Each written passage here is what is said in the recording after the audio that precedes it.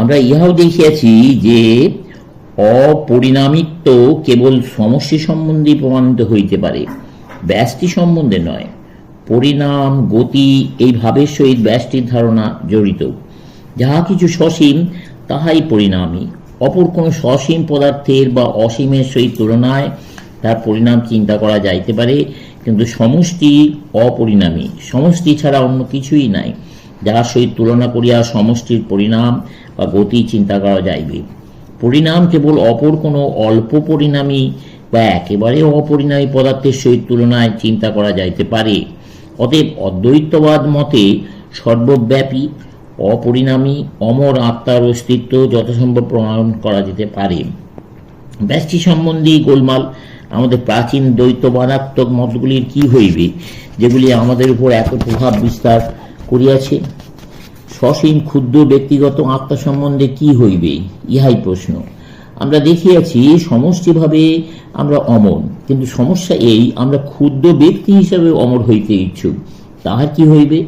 আমরা দেখিয়াছি আমরা অনন্ত, আর উহাই আমাদের যথার্থ ব্যক্তিত্ব, কিন্তু আমরা এই সকল ক্ষুদ্র জীবাত্মাকেই ব্যক্তিরূপে গ্রহণ করিয়া রাখিতে চাই।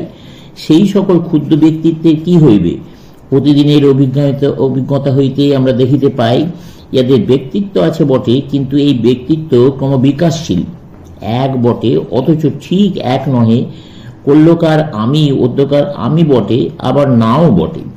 একটু পরিবর্তন হইয়াছে, পরিবর্তনের ভেতরে অপরিবর্তনীয় কিছু আছে। এই দ্বৈতবাদী মত পরিত্যক্ত হইল, আর খুব আধুনিক ভাব যথা ক্রমবিকাশবাদ গ্রহণ করা হইল। সিদ্ধান্ত হইল উহার পরিণাম হইতেছে বটে, কিন্তু উহারই ভেতরে একটি অভিন্ন ভাব রইয়াছে যা সতত বিকাশশীল। যদি ইহা সত্য হয় যে মানুষ মাংসল জীব বিশেষের পরিণাম মাত্র, তবে সেই জীব ও মানুষ একই পদার্থ, কেবল মোলাক্স বহু পরিমাণে বিকশিত হইয়াছে। সেই ক্ষুদ্র জীব ক্রমশ বিকাশপ্রাপ্ত হইতে হইতে অনন্তের দিকে চলিয়াছে, এখন মনুষ্যরূপ ধারণ করিয়াছে। অতএব সীমাবদ্ধ যে আত্মাকে ব্যক্তি বলা যাইতে পারে, তিনি ক্রমশ পূর্ণ ব্যক্তিত্বের দিকে অগ্রসর হইতেছেন। পূর্ণ ব্যক্তিত্ব তখনই লাভ হইবে যখন তিনি অনন্তে পৌঁছিবেন, কিন্তু সেই অবস্থা লাভের পূর্বে তার ব্যক্তিত্বের ক্রমাগত পরিণাম, ক্রমাগত বিকাশ হইতেছে। পূর্ববর্তী মতবাদগুলির সমন্বয় সাধন করাই অদ্বৈত বেদান্তের অন্যতম বিশেষত্ব।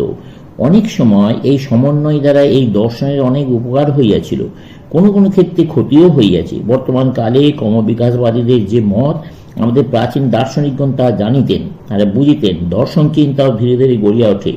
এই কারণেই পূর্ব দর্শন প্রণালীর মধ্যে একটি সামঞ্জস্য বিধান করা তাহাদের পক্ষে সহজ হইয়াছিল, কোনোভাবেই পরিত্যক্ত হয় নাই। বৌদ্ধদের একটি বিশেষ দোষ এই যে তারা ক্রমোন্নতি বুঝিতেন না। সুতরাং আদর্শে পৌঁছবার পূর্ববর্তী সোপানগুলির সহিত নিজেদের মতের সামঞ্জস্য করিবার কোনো চেষ্টা করেন নাই, বরং পূর্বমতগুলির নিরর্থক ও অনিষ্টকর বলিয়া পরিত্যাগ করিয়াছিলেন। ধর্মজগতে এই প্রকার মনোভাব অত্যন্ত অনিষ্টকর। কোনো ব্যক্তি একটি নতুন ও ভালো ভাব পাইল, তখন সে তার পুরাতন ভাবগুলির দিকে দৃষ্টিপাত করিয়া সিদ্ধান্ত করে ওইগুলি অনিষ্টকর এবং অনাবশ্যক। সে কখনো ভাবে না যে তার বর্তমান দৃষ্টি হইতে সেগুলি যতই বিসদৃশ্য হইক না কেন, তার পক্ষে এক সময়ে ওগুলি অত্যাবশ্যক ছিল। তার বর্তমান অবস্থায় পৌঁছিতে ওইগুলি বিশেষ প্রয়োজনীয় ছিল। আর আমাদের প্রত্যেককে ওইভাবেই আত্মবিকাশ করিতে হইবে। প্রথমে স্থূল ভাব গ্রহণ করিয়া তাহার সাহায্যে উপকৃত হইয়া উচ্চতর অবস্থায় আরোহণ করিতে হইবে। এই জন্য প্রাচীনতম মতগুলির সহিত অদ্বৈতবাদের কোনো বিরোধ নাই, এবং দ্বৈতবাদ ও যে সব মত তাহার পূর্বে ছিল, সকলের উপর অদ্বৈতবাদী প্রীতির ভাব, কোনরূপ অনুগ্রহ বা পৃষ্ঠপোষকতার ভাব নয়।